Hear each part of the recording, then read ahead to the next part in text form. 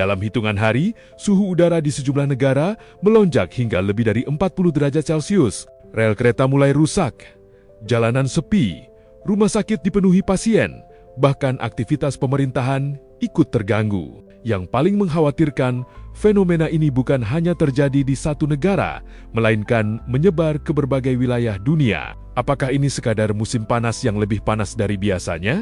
Atau justru menjadi sinyal bahwa perubahan besar sedang terjadi pada iklim bumi? Beberapa pekan terakhir, Eropa menjadi pusat perhatian dunia akibat gelombang panas ekstrem yang belum pernah dirasakan dengan intensitas seperti sekarang. Italia, Prancis, Jerman, hingga kawasan Eropa Tengah mencatat suhu yang menembus 40 derajat Celcius. Di beberapa wilayah, bahkan mendekati 45 derajat. Cuaca panas ini bukan sekadar membuat orang berkeringat, dampaknya mulai melumpuhkan aktivitas masyarakat. Di Belanda, ribuan warga memadati pantai, danau, hingga kolam renang umum demi mencari udara yang lebih sejuk. Namun di saat yang sama, pemerintah terpaksa menutup sejumlah sekolah dan membatalkan berbagai kegiatan publik karena kondisi dianggap terlalu berisiko. Situasi di Prancis bahkan lebih berat. Rumah sakit menerima lonjakan pasien yang mengalami dehidrasi, gangguan akibat paparan panas berlebih, hingga masalah pada jantung yang dipicu suhu ekstrem. Pemerintah setempat pun menerapkan pembatasan aktivitas di ruang publik sebagai langkah pencegahan. Antisipasi pemerintah, guys. Karena panasnya, gelombang panas meningkat.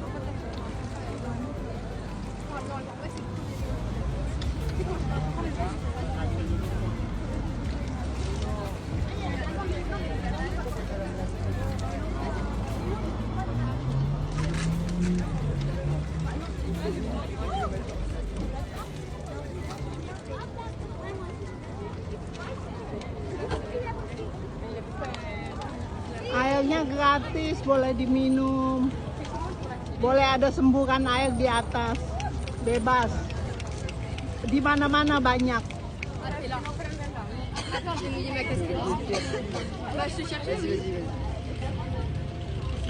Sementara di Jerman, panas ekstrem mulai memengaruhi infrastruktur. Beberapa lampu lalu lintas dilaporkan mengalami gangguan akibat suhu tinggi. Di kota Leipzig, layanan tram sempat dihentikan karena rel dan sambungan aspal mengalami kerusakan setelah terus-menerus terpapar panas. Fenomena yang sebelumnya terasa seperti cerita di film, kini benar-benar terjadi di dunia nyata. Namun yang paling menyedihkan, bukanlah rusaknya fasilitas umum. Korban jiwa terus bertambah.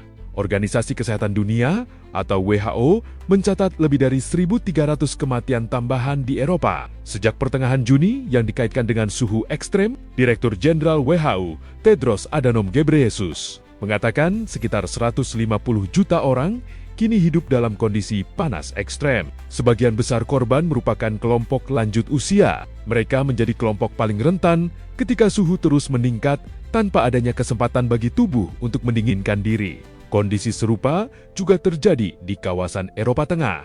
Republik Ceko bahkan memecahkan rekor nasional dengan suhu mencapai 41,9 derajat. Polandia pun mengalami kondisi yang hampir sama. Lalu, apa sebenarnya yang menyebabkan gelombang panas ini menjadi begitu ekstrem? Para ilmuwan memiliki jawaban yang cukup jelas. Menurut penelitian World Weather Attribution, fenomena seperti ini kini sekitar 200 kali lebih mungkin terjadi dibandingkan 2 dekade lalu.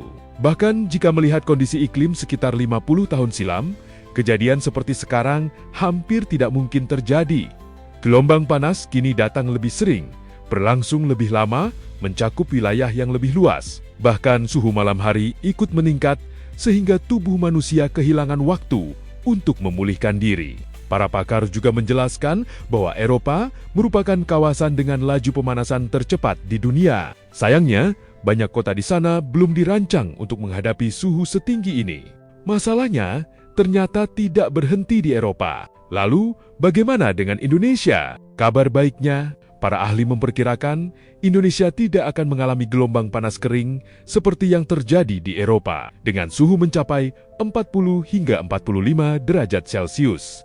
Namun, bukan berarti kita aman. Indonesia justru menghadapi tantangan yang berbeda, yaitu panas lembab ekstrim. Data Climate Central menunjukkan jumlah hari dengan kondisi panas lembab berbahaya meningkat drastis dibanding beberapa dekade lalu.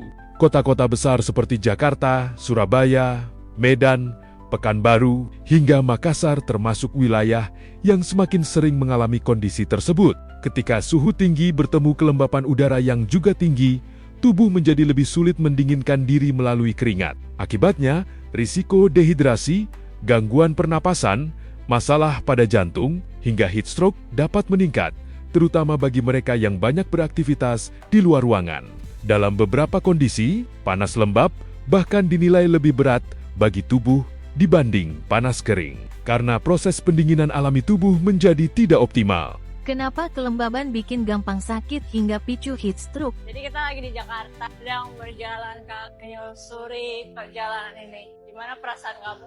Rasanya panas, pengap. Ini karena kalau di perubahan iklim tuh ada temperatur absolutnya, ada yang relatif gitu. Jadi kalau kita di Jakarta yang lembab, temperatur 25, rasanya kayak 35 gitu. Terus nggak ada udara kan, stagnan kan, nggak ada aliran udara, jadi chaos banget dah.